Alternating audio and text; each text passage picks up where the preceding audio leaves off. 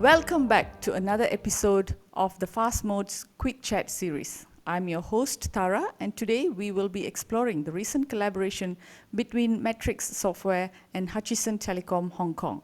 MATRIXX is a leading digital monetization and converged charging solution provider headquartered in Silicon Valley, California. Hutchison Telecom deployed MATRIXX's digital monetization engine across its mobile network and has since seen significant and transformative results. Joining us today is Jennifer Kriakakis, founder and chief marketing officer of MATRIXX. Great to have you on the show, Jennifer. Thanks, Tara. Great to be here. Okay, so let's begin. Hutchison is one of the largest telcos in the region with a subscriber base of over 4 million. What were some of the monetization challenges and opportunities faced by Hutchison? Yeah, well, I think you know that Hong Kong is just a massively saturated market. I mean, it's got over 300% mobile penetration. So think about it as, there's 3 times as many mobile subscriptions as there are residents in Hong Kong. So first of all, it's just where do you find the growth, right? How do you really differentiate in a crowded market that has extremely high penetration, and how do you find those pockets of value in those white spaces, right? How do you provide mobile users something that they don't already have, and a reason to switch? And I think the other side of that too is that it's a heavy prepaid market, right? So subscribers are much more likely to use multiple brands, to switch more often, to be more price sensitive. So it's got those classic kind of challenges to it. Having said that, there is also a lot of opportunity. Travel into Hong Kong right now is booming, and it's actually going to exceed pre-pandemic levels next year. And there is a lot of demand for very highly reliable mobile internet access across both personal and business use. So despite the challenges, Hutchison really saw an opportunity and embarked on deploying MATRIXX as part of its transformation, really to both help secure their base, but also expand into new segments that, new segments, targeted segments across residents, people who live in Hong Kong, people who are traveling abroad, and people who are coming into the country from overseas. So they saw these different areas of opportunity. Excellent. Okay, so to the next question. Hutchison's long-term objectives include market expansion, operational efficiency enhancements, and customer engagement improvements. How did the deployment of MATRIXX's digital monetization engine support these goals? Yeah, so I'll talk a little bit about what they were able to accomplish and then how they were able to accomplish it. So, over the past year, they've basically gone from the number two prepaid brand to the number one prepaid brand in Hong Kong, right? So they've made big gains in the most competitive part of the market. And they did this by both introducing new products and new offerings, but also really enhancing their digital experiences. So they basically have been able to increase their prepaid subscribers by 46% year over year just in the first half of 2024 alone. They also did a lot of different things with roaming services. So they've had double-digit growth in their roaming services, and they've been able to improve upsell and ARPU in that area. And then we kind of talked about expansion, right? So they've also unlocked some new revenue streams internationally through a bunch of partner channels.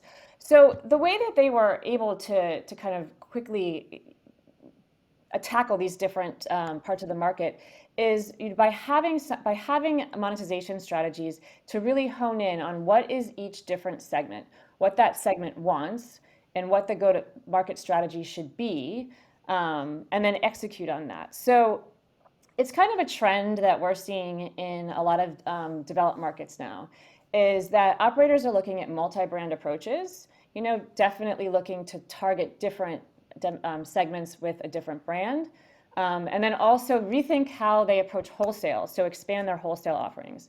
So, not just looking at classic demographics around targets, but really look at what is the customer behavior and what's their buying criteria. And then tailor those brands and those brands' offerings very differently than a lot of their competitors do. So an example being that Hutchison has a DIY offering, like do-it-yourself offering. So this appeals to people that have really dynamic needs, both across local and roaming.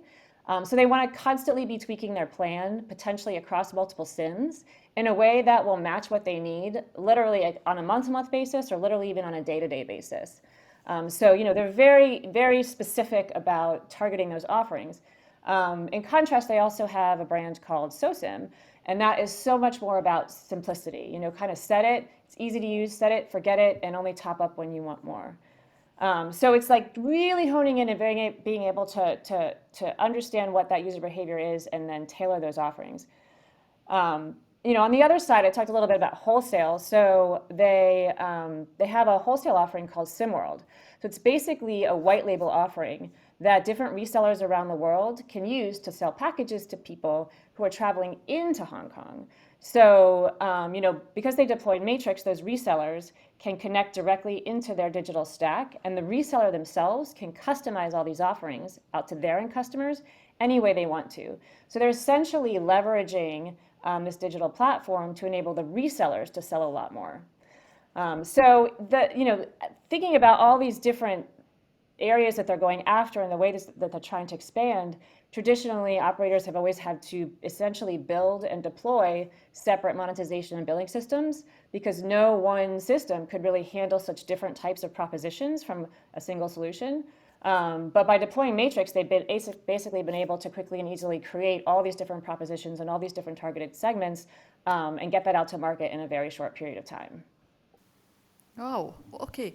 So that sounds really interesting, especially the different brands approach that a lot of MNOs are leveraging right now. So we have like some operators are launching their own MVNO brands, to capture certain portion of the market, like a very specialized segment, maybe just targeting Gen Z, for example. So I think we are seeing this trend world over, and appreciate these insights into the Hong Kong market and what Hutchison is looking at right now. So, well, more on that, can you elaborate on the all-digital aspect of Hutchison Telecom Hong Kong's operations? Are subscribers showing a growing preference for contactless and 100% online experiences? And does Hutchison Telecom have specific market segments that they are targeting? So I think that's the really interesting part about this is there's of course a growing appetite for online experiences and contactless customer service, but especially I think in prepaid markets, where we see operators being most successful, they're doing what Hutchison's doing, which is still leveraging the physical channel to its maximum potential. Right? There's a big part of the customer base that likes to still buy in physical retail, but that's the only thing they want to do that's not digital, right? Once they've been activated, they want everything else to be digital, online, no fuss, no calls. And so this is another thing that's we think is interesting because we see it as a big challenge in operators across prepaid markets because essentially the customer journeys should be similar, should be the same really, no matter which retail outlet the customer came through. And this is, that kind of consistent experience and the ability to offer a digital experience after purchase or after acquisition is really what leads to higher levels of customer satisfaction and higher levels of retention. And we all know prepaid churn rates are very high. So getting this right is something we've seen other operators struggle with because the infrastructure, the IT infrastructure is tied to the actual physical retail outlet a lot of times. And so you can't provide that consistent digital experience. But that's essentially another thing that Hutchison did is they went, doesn't matter, they're in 300 something outlets and retailers, but it doesn't matter where you get that SIM from or where you get that phone from. Once you're activated, you have a consistent digital experience, and it can be all online.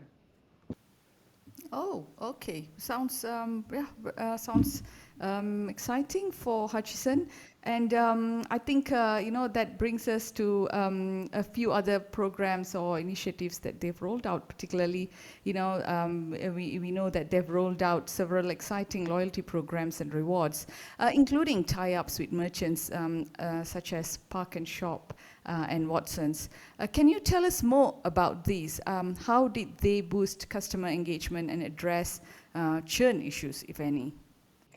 Yeah, and I think this is, the other piece of the puzzle, right? So it's highly saturated market. You have to give people a reason to switch with a great proposition, but then you also have to give them a reason to stay, right? And customer experiences are one facet of retention.